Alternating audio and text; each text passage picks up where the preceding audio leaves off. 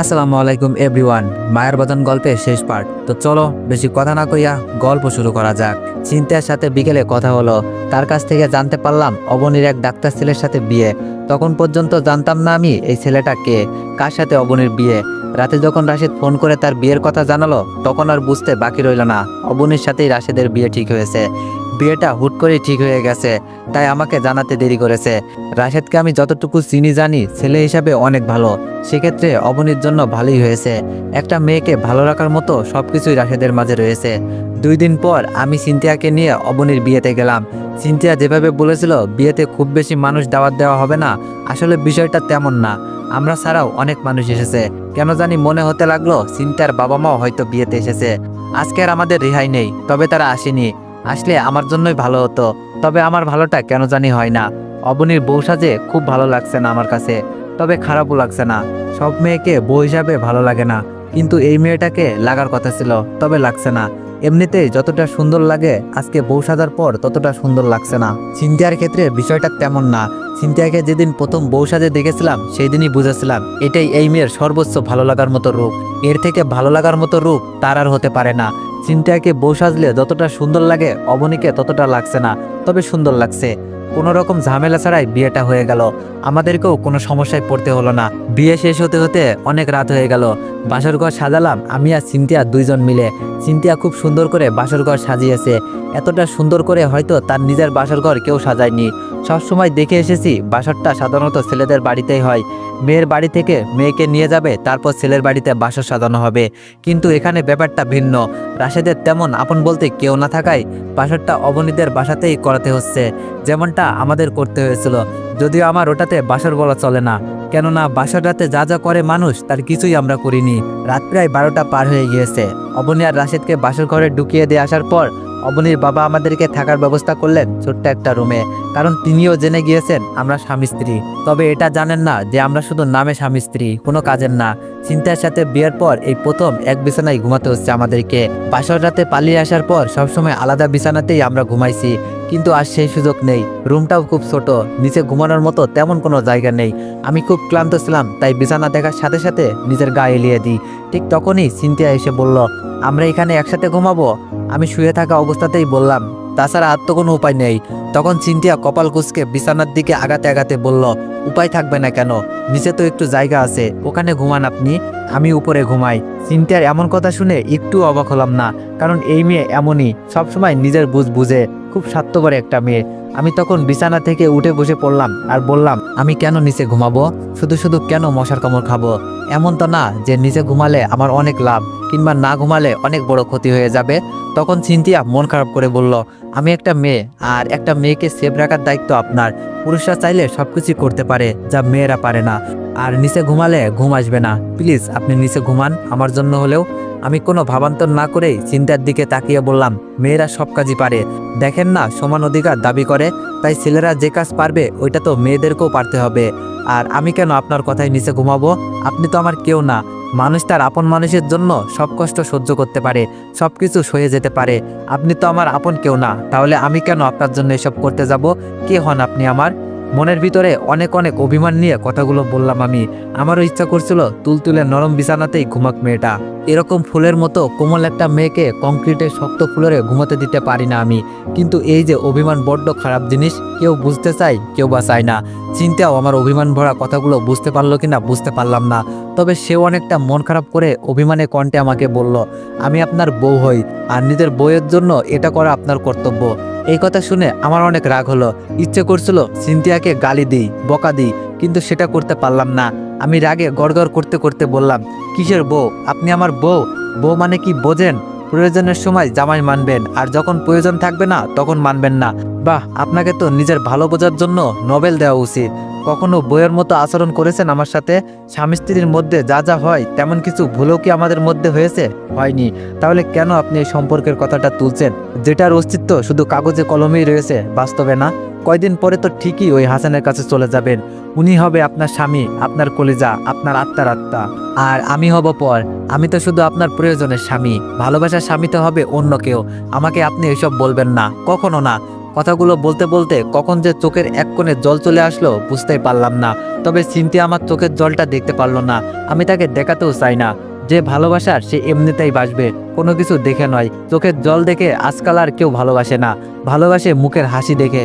আর সত্য তো এটা, আমি হাসতে পারি না। সিনথিয়া আমার কথাগুলো শুনে প্রচণ্ড কষ্ট পেয়েছে, সেটা আমি বুঝলাম, কিন্তু আমার কিছু করার নেই। কারণ এমন কষ্ট আমি অনেক দিন থেকেই পেয়ে আসছি। যেই মানুষগুলোকে কখনো কাঁদাতে চাইনি, দুঃখ দিতে চাইনি, সেই মানুষগুলোই আমাকে তিলে তিলে কষ্টের আগুনে পুড়িয়েছে। আমিও পোড়াতে জানি, আমিও কষ্ট দিতে জানি। সিনথিয়া আমাকে অনেক কষ্ট দিয়েছে, অথচ চাইলে সে একটু ভালোবাসাও দিতে পারতো, কিন্তু দেয়নি। সে তার প্রেমিকার বিশ্বাস অর্জন করা নিয়ে ব্যস্ত। আমিও আগের থেকে নিজেকে বদলে নিয়েছি। যখন দেখেছি আমার এমন সরাসরি ভালোবাসার বিপরীতে চিন্তার কোনো পরিবর্তন হয়নি, আমি আর কারোর জন্য মায়া কান্না কাঁদতে চাই না, কারোর জন্য বাঁচতে চাই না। যদি বাঁচতে হয় নিজের জন্য বাঁচবো। এই পৃথিবীর মানুষগুলো বড়ই স্বার্থপর, তারা ভালোবাসার মানুষগুলোকে বুঝতে চায় না। আমার কথাগুলো শুনে চিন্তা একটা বালিশ নিয়ে নিচে ঘুমিয়ে যায়। আমিও তাকে না বলি না, আমার মন খারাপের মাত্রাটা আরও বাড়তে। আমিও দেখতে চাই মাত্রাটা আর কত তীব্রতর হতে পারে। ভেবেছিলাম চিন্তাকে সব বলবো, হাসান ছেলে হিসাবে ভালো না, তার চরিত্রের সমস্যা আছে।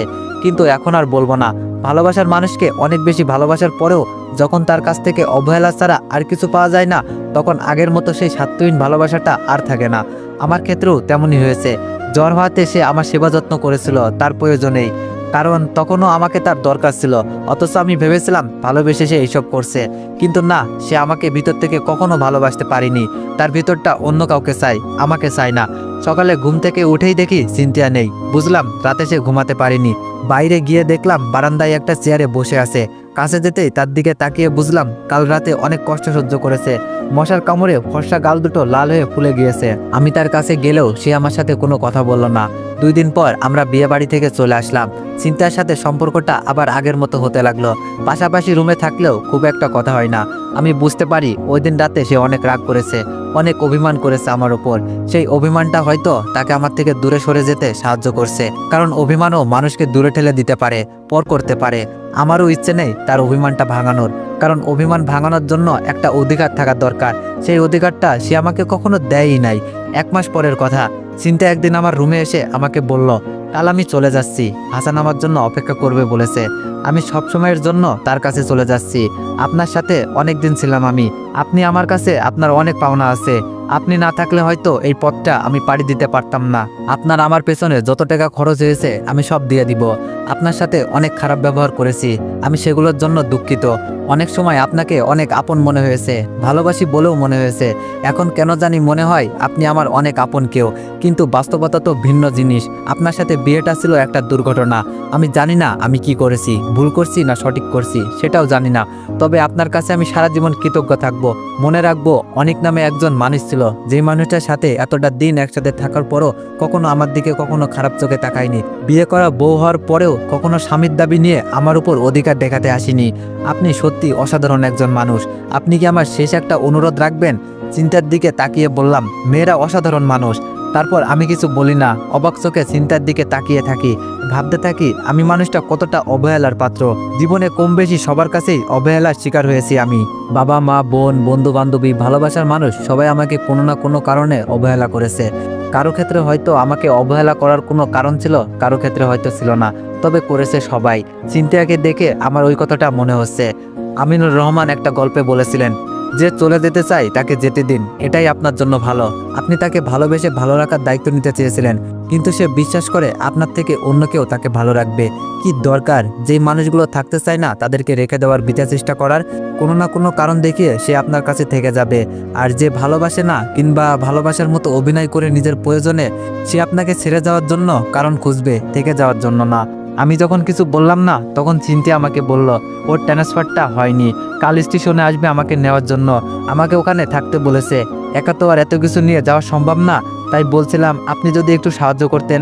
আমি চিন্তার দিকে তাকিয়ে হাসি। চিন্তা আমার হাসির কারণটা বুঝতে পারে না। আমি চিন্তাকে বললাম, এতদিন যখন আপনার প্রয়োজনে এসেছি, শেষবেলায় এসেও আপনাকে সাহায্য করব। আমি আপনার মতো না। আর হ্যাঁ, টাকার কথা বললেন তো, যতটা ছোট মনের মানুষ ভাবেন আসলে ততটা ছোট মনের মানুষ আমি না। আমার যদি আপনার কাছ থেকে টাকাগুলো ফেরত নেওয়ার ইচ্ছাই থাকতো তাহলে কখনো খরচই করতাম না। কথাগুলো বলেই আমি আমার রুমে চলে যাই। সারা রাত মন খারাপ করে শুয়ে থাকি। কালকে চিন্তিয়া আমাকে ছেড়ে চলে যাবে, এটা মানতে কষ্ট হচ্ছে। কাল থেকে আবার আমি একা হয়ে যাব। চিন্তিয়াকে হাসানের কাছে রেখে আমি আবার বাবা মায়ের কাছে চলে যাব। চিন্তিয়ারও কি আমার মতো মন খারাপ? কারণ সেও তো আমার সাথে অনেক দিন ছিল, তার কিছুটা মন খারাপ তো আমি দাবি করতেই পারি। রাতে ভালো করে ঘুম হয়নি, যার কারণে অনেকটা বেলা করে ঘুম ভাঙলো। ঘুম থেকে উঠেই দেখলাম চিন্তিয়া সবকিছু রেডি করে ফেলেছে। বুঝলাম হাসানের কাছে যাওয়ার জন্য খুব তাড়া। আমি চিন্তার দিকে তাকাতেই জাস্ট স্তব্ধ হয়ে গেলাম। আজকে জীবনে সবচেয়ে সুন্দর করে সেজেছে। এর আগে কখনো আমি তাকে এত সুন্দর করে সাজতে দেখিনি। এত সুন্দর করে সাজার কারণ কি হাসান, অথচ আমার জন্য কখনো এভাবে সাজেনি সে। তারপরেও আমি নির্লজ্জের মতো তাকে ভালোবেসতে চেয়েছি। না, আর না, অনেক হয়েছে। আমি আর তাকে কখনো আর নিজের করে নিব না। সে যদি হাসানের কাছ থেকে চলে আসে তবুও আমি তাকে ফিরিয়ে দিব। সে আমার ভিতরটাকে অনেক জ্বালিয়েছে। আমি তো আর এত জ্বলতে চাইনি, আমি শুধু তাকে ভালোবেসতে চেয়েছিলাম, কিন্তু সে আমাকে জ্বালিয়েছে। সকাল 10টার সময় আমি আর চিন্তিয়া রেলওয়ে স্টেশনের উদ্দেশ্যে রওনা হলাম। হাসান নাকি 12টার সময় আসবে। স্টেশনটা আমাদের এখান থেকে কিছুটা দূরেই। চিন্তিয়া একটু আগেই রওনা দিয়েছে। আমি চিন্তার দিকে তাকাচ্ছি না। ওই চেহারাটা আমাকে ভুলে যেতে হবে। কখনো চাইলেও আমি আর দেখতে পারবো না। রাস্তায় অনেক জ্যাম থাকার কারণে আমাদের যেতে অনেক সময় লাগলো। 12টার উপরে বেজে গেল। আমি হাসানের সাথে দেখা করলাম না, দূর থেকে চিন্তাকে দেখে চলে আসলাম। চিন্তিয়া হাসানকে গিয়ে জড়িয়ে ধরবে, এটা আমি সহ্য করতে পারবো না। এমন দৃশ্য আমার চোখের জন্য ক্ষতিকর। তাই চিন্তাকে স্টেশনে পৌঁছে দিয়ে আমি বাসায় চলে আসবো বলে ঠিক করি। আমি বাসায় চলে আসলাম। চিন্তা নামের মানুষটাকে ভুলে সব গোছগাছ করতে শুরু করলাম। বাবা মাকে বলেছিলাম আমার কাজ শেষ হলে তাদের কাছে চলে আসবো। সত্যি বলতে ওই দিন না গিয়ে ভুল করেছি, কারণ ওখানে আমার কোনো কাজই ছিল না। দুঃখ পাওয়ার জন্য শুধু শুধু এতদিন আমি এখানে ছিলাম, এর বেশি কিছুই না। বিকেল 4টা বাজে, আকাশের দিকে তাকিয়ে আছি। আজও আকাশটা মেঘে ঢাকা। অনেকটা খারাপ লাগছিল, মনে হচ্ছিল কিছু একটা হারিয়েছি। তবে সান্ত্বনার বাণী এটাই, যাকে হারিয়েছি সে কখনো আমার ছিলই না। আমি যখন প্রচণ্ড মন খারাপ করে ওই মেঘ জমা আকাশের দিকে অনেক অভিমান নিয়ে তাকিয়ে আছি, ঠিক তখন অনুভব করলাম কেউ একজন পিছন থেকে আমাকে শক্ত করে জড়িয়ে ধরে কাঁদছে। পিছন ঘুরে সেই চিরপরিচিত মানুষটাকে দেখতে পেলাম। হ্যাঁ, চিন্তা আমাকে জড়িয়ে ধরে কাঁদছে। কি হচ্ছে কিছুই বুঝতে পারলাম না। চিন্তা তখন কাঁদতে কাঁদতে বলল, আমি তোমার ভালোবাসাটা বুঝতে পারিনি। হাসান ছেলেটা অনেক খারাপ। আমি বাদেও সে অন্য মেয়েকে ভালোবাসে, অন্য কারোর সাথে রিলেশন করে। আমি তোমার কাছে থাকতে চাই, আমার ভুল হয়ে গিয়েছে। আমি তোমার বিশুদ্ধ ভালোবাসাটা বুঝতে পারিনি। তুমি একটাবার আমাকে বুঝাতে পারতে, আমাকে জোর করতে পারতে। যাকে ভালোবাসো তাকে চিরতরে আপন করে পাওয়ার জন্য একটু জোর করতে পারো না? আমি আর তোমাকে হারাতে চাই না, ভুল বুঝতে চাই না, কষ্ট দিতে চাই না। যতদিন বাঁচবো শুধু তোমার জন্য, তোমার জন্য, তোমার ভালোবাসার মানুষ হয়ে বাঁচবো। এতটা ভালোবাসবো যার বেশি আর ভালোবাসা যায় না। বলো, আমাকে ক্ষমা করেছো? চিন্তার কান্নাটা সত্য, তার চোখের পানি বিশুদ্ধ। আমার খুব ইচ্ছে করছিল নিজ হাতে তার চোখের পানির মুছে দিয়ে তার কপালে একটা চুমু খাই, তাকে বলে দিই আমি এই দিনটার জন্যই অপেক্ষা করেছিলাম। কিন্তু আমি তেমন করলাম না। যেই মানুষটা আমাকে জ্বালিয়েছে আমিও তাকে জ্বালাতে চাই। আমি তাকে দেখাতে চাই আমিও তাকে ছাড়া বাঁচতে পারবো। হয়তো ভালো থাকতে পারবো না, তবে বাঁচতে পারবো। আমি চিন্তাকে আমার কাছ থেকে ধাক্কা দিয়ে দূরে সরিয়ে দিই আর বলি, ক্ষমা কি এতই সহজ? আমার তো তোমার ভালোবাসার এখন আর দরকার নেই। তুমি তোমার বয়ফ্রেন্ডকে অন্য একটা মেয়ের সাথে দেখেছো, আর তখন তোমার মনে হয়েছে তুমি তার কাছে যাবে না। বাহ, স্বার্থপর মেয়ে, বাহ। তা কি দেখলে তুমি? মেয়েটা কি দাবি করেছে? মেয়েটার বাচ্চা পেটে নাকি ধোকা দিয়েছে তোমার গুণধর বয়ফ্রেন্ড? চিন্তিয়া তখন বলল, হাসান মেয়েটাকে টাকা দিচ্ছিল সবকিছু ভুলে যাওয়ার জন্য, যাতে করে সে তার জীবন থেকে সরে যায়। সে এটাও বলেছিল আমার সাথে বিয়ে হলে টাকা পয়সার কোনো অভাব থাকবে না, দরকার হলে সে তাকে আরও টাকা পয়সা দেবে, তবুও যেন তার জীবন থেকে সরে যায়। আমার ভাগ্যটা ভালো, আমি সব শুনে ফেলি। তখনই আমি ওখান থেকে চলে আসি। আমি তখন চিন্তার দিকে তাকিয়ে বললাম, দেখো, তুমি এখানে নিজেকে সেলফিশ হিসেবে প্রমাণ করেছো।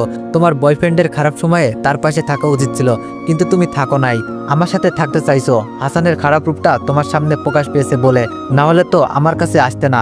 এটাকে ভালোবাসা বলে না, এটাকে নিজের ভালো বলে। তুমি সবসময় নিজের ভালো থাকাটাকেই বড় করে দেখছো। অন্যের ভালো থাকাটা গুরুত্ব তোমার কাছে কখনোই ছিল না। আমাকে ক্ষমা করো, আমি তোমার সাথে থাকতে পারবো না। আমি জানি এটা মেনে নিতে আমার অনেক কষ্ট হবে, তবুও আমি মেনে নিব। আমার মুখ থেকে সরাসরি এমন একটা শব্দ শুনে চিন্তিয়া হাউমাউ করে কাঁদতে থাকে। আমার খুব কাছে এসে আমার দুই গালে দুই হাত রেখে বলতে থাকে, না, তুমি এমন করতে পারো না। আমার একটা ভুলের জন্য তুমি আমাকে এত বড় শাস্তি দিতে পারো না। বলো তুমি কি চাও, আমি তাই করব। তবুও তোমাকে আমার চাই। তুমি আমার স্বামী, যাকে ভালোবাসো, তার একটা ভুল তুমি ক্ষমা করতে পারবে না? আমি তোমার জন্য সবকিছু করতে রাজি আছি। একটাবার বলো আমাকে কি করতে হবে। আমি সবকিছুর জন্য প্রস্তুত আছি। আমি আমার গাল থেকে চিন্তার হাত দুটো সরিয়ে দিয়ে বলি, অনেক দেরি করে ফেলেছো। এই কথাগুলো যদি তুমি আর একটা দিন আগে বলতে, পুরো পৃথিবীর সমতুল্য ভালোবাসা দিয়ে তোমাকে বরণ করে নিতাম আমি। কিন্তু তুমি সেটা করনি। তুমি অনেকটা দেরি করে ফেলেছো। আমাদের মতো ছেলেরা অন্ধকারে জোনাক পোকার মতো ঘুরে বেড়ায়। যারা ভালোবেসে ধরে রাখতে পারে না তারা ভাগ্যবান, যারা ভালোবাসার পরও বুঝতে পারে না তারা কপাল পোড়া, যারা হারিয়ে আবার ফিরে পেতে চায় তারা দুর্ভাগা। কারণ আমরা ফিরি না, আমরা মহাকালের অন্ধপুরে হারিয়ে যাই। অন্ধকারের মধ্যে আলো ছড়াতে ছড়াতে জোনাক পোকার মতোই একসময় অন্ধকারে বিলীন হয়ে যায় আমরা। তোমাদের মতো মেয়েরা আমাদেরকে ধরে রাখার ক্ষমতা রাখে না। আমাদের মতো ছেলেদেরকে তোমরা ডিজার্ভ করো না, কারণ আমরা সত্যি অনেক অনেক ভালো ছেলে, যেটা তোমরা কখনোই বুঝতে পারো না, পারলেও দেরিতে। আমাকে না পাওয়ার আফসোস নিয়ে তিলে তিলে মরবে তুমি। এটাই হবে তোমার জন্য আমার ভালোবাসার শাস্তি। আমি কাল চলে যাব, তুমিও চলে যেও তোমার বাবা মায়ের কাছে। বাবা মাকে জীবনে অনেক ধোঁকা দিয়েছো, তাদের কাছে ক্ষমা চেয়ে নিও। দেখো তারাও ক্ষমা করে দিবে। তাদের পছন্দই বিয়ে করে নিও, সুখী হবে। না হলে এখানে থেকেই নতুন কাউকে খুঁজে নিও, ঠিক হাসানের মতো। কথাগুলো বলার পর চিন্তার দুচোখ বেয়ে অযোধ্যারায় পানি বর্ষণ হচ্ছিল। আমি বুঝতে পারি আমার কথাগুলো তার ভিতরটাতে অনেক আঘাত করেছে। সে ভীষণ কষ্ট পেয়েছে। চিন্তা আর কোনো কথা বলতে পারে না, কারণ আমি তার সব কথাই কেড়ে নিয়েছি। সকাল হলে আমি আমার নিজের বাসায় চলে যাই। চিন্তা অনেক অনুরোধ করে থেকে যাওয়ার জন্য, কিন্তু আমি থাকি না। সে বুঝুক ভালোবাসার মানুষকে না পেলে কেমন লাগে। চলে আসার আগে আমি বিয়ের কাবিননামাটা সাথে করে নিয়ে আসি আর বলি, তুমি যদি কখনো বিয়ে করতে চাও আমাকে বলবে, আমি তোমাকে ডিভোর্স পেপারটা পাঠিয়ে দিব। পবিত্র কাবিননামাটা তোমার মতো মেয়ের কাছে থাকতে পারে না, এটার মূল্য তুমি বুঝবে না। বাসায় আসার পর চিন্তা আমাকে অনেক ফোন দেয়, আমি তার ফোন ধরে নিই। আমি তাকে ছেড়ে বাসা শুরু করি, শুধুমাত্র আমার জন্য বাসা শুরু করে। আমি জানি চিন্তা আমার জন্য এখনও কাঁদে, কারণ সেদিন আমি তার চোখে আমার জন্য সত্যি ভালোবাসা দেখেছিলাম। আমি চাই আমাকে না পাওয়ার আফসোসটা সে সারা জীবন করুক। 6 মাস পরের কথা। এই 6 মাস আমি চিন্তার সাথে একটা বারের জন্য কথা বলিনি, দেখা করিনি। 6 মাস পর বাবা মাকে সব বলে আমি। একদিন বাবা মা বোন আর আমার বোনের জামাইকে নিয়ে চিন্তাদের বাসায় যাই আমি। বাসাটা চিনতে কষ্ট হলেও ঠিক চিনে নিলাম। আমাকে বাসায় দেখে চিন্তার বাবা এগিয়ে আসলেন, কারণ তিনি সব জানতেন। আমি তাকে সব বলেছি। আমি চিন্তার কথা জানতে চাইতে একটা বন্ধ ঘর দেখিয়ে দিল আমাকে। আমি ঘরের দরজা খুলেই যখন ভিতরে ঢুকলাম, তখন ঘরটাতে নিকষ কালো অন্ধকার অনুভব করলাম। আলো জ্বালাতেই দেখতে পেলাম পাগলের মতো কেউ একজন বিছানায় শুয়ে আছে। আমাকে দেখেই বিছানা থেকে উঠে একটা কথা বলল, কে কে? আমি তার দিকে এগিয়ে গিয়ে তার মুখটা দেখতেই নিজের ভেতরটা অনেক খারাপ লাগা কাজ করলো। কি ছিল আর কি হয়ে গিয়েছে এই 6 মাসে এই মেয়েটা? চিন্তা অনেক কষ্ট হচ্ছিল আমার। কাঁদতে কাঁদতে চোখের নিচে দাগ পড়ে গিয়েছে, চোখ মুখ ফুলে গিয়েছে। আমি তার খুব কাছে গিয়ে জড়িয়ে ধরে বললাম, এখনো কাঁদো আমার জন্য? তখন চিন্তা বলল, তুমি তো বলেছিলে কাঁদতে, আমাকে কাঁদাতে খুব ভালো লাগে তোমার, তাই না? আমি তার চোখের পানিটা মুছে দিয়ে বললাম, কখনো না, তোমাকে অনেক ভালোবাসি। তুমি এখনো বিয়ে করনি কেন? তুমি কি জানতে তোমার কাছে আসবো আমি? তখন চিন্তা বলল, হ্যাঁ জানতাম, কারণ তুমি আমাকে ছাড়া অন্য কাউকে নিয়ে সুখী হতে পারবে না। সুখী হওয়ার জন্য আমাকে তোমার কোনো একদিন হলেও দরকার হবে। তাই আমি অপেক্ষা করেছিলাম এই দম বন্ধ হওয়ার মতো অন্ধকার ঘরে। তুমি আমাকে এত ভালোবাসার পরও কেন হাসান নামক নরপিশাচটার হাতে আমাকে ছেড়ে দিয়েছিলে? আমি যদি সত্যি সত্যি চলে যেতাম তখন কি হতো? তখন আমি চিন্তাকে নিজের সর্বোচ্চ কাছে টেনে নিয়ে এসে বলি, এমনটা কখনোই হতো না। তুমি কি মনে করো আমি তোমাকে হাসান সম্পর্কে সব জানার পরেও তার কাছে চলে যেতে দিব? এমনটা ভাবলে তুমি অনেক বোকা। তুমি কি জানো স্টেশনের যেই মেয়েটার সাথে হাসানকে তুমি দেখেছিলে, সেই মেয়েটাকে তোমার হাসানের কাছে যাওয়ার আগেই রাতেই আমি সব বলেছিলাম, কারণ সেই মেয়েটাকে আমি চিনি। তাকে সে হাসান অনেক আগেই ধোঁকা দিয়েছিল। তোমার সাথে স্টেশনে এর জন্যই আমি যাইনি। তুমি যখনই হাসানের কাছে গিয়েছো তার ঠিক কিছু সময় আগেই মেয়েটা হাসানের ওখানে পৌঁছে গিয়েছিল, হাসানের অজান্তেই। খোঁজ নিয়ে দেখো হাসান ওই মেয়েটাকে বিয়ে করেছে, কারণ সে বিয়ে করতে বাধ্য ছিল। এক্ষেত্রে তোমার বোন অবনীর হাজবেন্ড রাশেদ অনেক সাহায্য করেছে, কারণ সে হাসান আর ওই মেয়ের সম্পর্কে সব জানতো। তোমার বাবাকেও আমি ফোন করে বলেছিলাম তোমাকে নিয়ে আসতে। তাকে বোঝাতে অনেক কষ্ট হয়েছিল, তবে বুঝতে পেরেছিল। আমি চেয়েছিলাম তোমাকে একটা শিক্ষা দিতে। জানো তোমার প্রতি আমার অনেক অভিমান। এখন তুমি আমাকে হারানোর ভয় সবসময় ভালোবাসবে। চিন্তা আমার কথা শুনে অনেকটা বোকা বনে গেল। সে আস্তে করে বলল, এত বড় ধোঁকা আমার সাথে? যাকে এত ভালোবাসো তাকে কষ্ট দিতে পারলে? আমি তখন চিন্তার গালে হাত দিয়ে বললাম, কষ্ট দিয়েছি আরো বেশি ভালোবাসা পাওয়ার আশায়, তবে তোমাকে এমন অবস্থায় দেখে অনেক কষ্ট পেয়েছি। তখন চিন্তা বলল, কেন? আমি অনেক কেঁদেছি সেই জন্য? আমি তখন হেসে বললাম, আরে না, কি যে বলো তুমি, এটা কোনো কারণ না। আমি ভেবেছিলাম তোমাকে দেখার পর তোমাকে জড়িয়ে ধরে চুমু খাবো, কিন্তু তুমি এই 6 মাসে নিজের কোনো যত্ন নাওনি। তোমার ঠোঁটের কি অবস্থা, চরচর হয়ে গেছে। চুমু খাওয়ার খুব ইচ্ছে ছিল, কিন্তু তুমি তোমার ঠোঁটের একটুও যত্ন নাওনি। এটা দেখে আমার খুব কষ্ট পেয়েছে। নিজের যত্ন নেও আর না নেও, ঠোঁটের যত্নটা অন্তত নেওয়া উচিত ছিল তোমার। তখন চিন্তিয়া রাগ দেখিয়ে অনেক ভালোবেসে বলল, অসভ্য, তুমি এত খারাপ হলে কবে থেকে? আমি কিছু বলতে যাব তার আগেই সিনথিয়া আমার ঠোঁটটাকে নিজের করে নিল। আজ আমাদের জন্য নতুন করে বাসর সাজানো হয়েছে। সিনথিয়া বাসর ঘরে বউ সেজে বসে আছে। আমি রুমে ঢুকেই দরজা লাগিয়ে দিয়ে সিনথিয়ার পাশে গিয়ে বসলাম। বিছানায় কোলবালিশ দেখিয়ে সিনথিয়াকে বললাম, তোমার থেকে মনে হয় ওটার সাথে বাসর করলেই বেটার হবে। তুমি একদিন বলেছিলে কোলবালিশের সাথে বাসর করতে। আমার এমন কথা শুনে সিনথিয়া প্রচণ্ড রেগে গেল। সে বিছানার উপর থেকে কোলবালিশটা নিয়ে জানালা দিয়ে বাইরে ফেলে দিল। আমি তাকে যখন বললাম, কি করলে তুমি? ওটা অনেক দাম দিয়ে কিনেছিলাম আমি। বিয়ের আগে ওইটাই আমার একমাত্র ভালোবাসার মানুষ ছিল, আর তুমি কিনা ওটা ফেলে দিলে? তখন সিনথিয়া আমার পাঞ্জাবির কলার চেপে ধরে বলল, আমি ছিলাম না তখন তোমার এটার দরকার ছিল, এখন তো আমি আছি, তাহলে ওটা দিয়ে কি ঘাস কাটবে তুমি? যতদিন বাঁচবো আমাকেই না হয় কোলবালিশ হিসাবে ব্যবহার করো। দুইজন দুজনের কোলবালিশ হয়ে আজীবন বেঁচে থাকবো। আর ভুলেও যেন ওটার কথা না শুনি। আমি সিনথিয়াকে জড়িয়ে ধরে ঘুমিয়ে পড়ি। তো এভরিওয়ান, অনেক কিছুই বলার ছিল। রোজা রমজান মাস তো, তাই কিছু বললাম না, তোমরা বুঝে নিও। সকালে ঘুম থেকে উঠে দেখি সিনথিয়া আমার সামনে 2টা টিকিট হাতে বসে আছে। আমি জিজ্ঞেস করতেই সিনথিয়া বলল, হানিমুনের টিকিট বাবা আমাদের জন্য গিফট হিসেবে দিয়েছে। আমি বললাম, হানিমুনে কোথায় যেতে হবে, কক্সবাজার নাকি জাফলং? তখন সিনথিয়া বলল, কক্সবাজারও না জাফলংও না, সোজা সুইজারল্যান্ড। আমি রাগ করে বললাম, এত টাকা খরচ না করলেও পারতে, বাংলাদেশেই তো সুন্দর হানিমুন করা যেত। তখন সিনথিয়া আমার হাতে হাত রেখে বলল, আমার বাবার এত এত টাকা পয়সা দিয়ে কি করব বলো? ওইসব তো আমারই, আর আমি তোমার, টাকাগুলোও তোমার, আমার সব কিছুই তো তোমার। আমি কিছু বলি না, শুধু সিনথিয়ার হাত শক্ত করে চেপে ধরে এগিয়ে গিয়ে বলি, এত ভালোবাসা কই রাখবো আমি? তখন সিনথিয়া বলে, কোথাও রাখতে হবে না, আমাকে ফেরত দিও। তো এভরিওয়ান, গল্পটা কেমন লাগছে সবাই একটু কমেন্টে জানাবেন। আর নেক্সট গল্প খুব শীঘ্রই আসবে। ধন্যবাদ।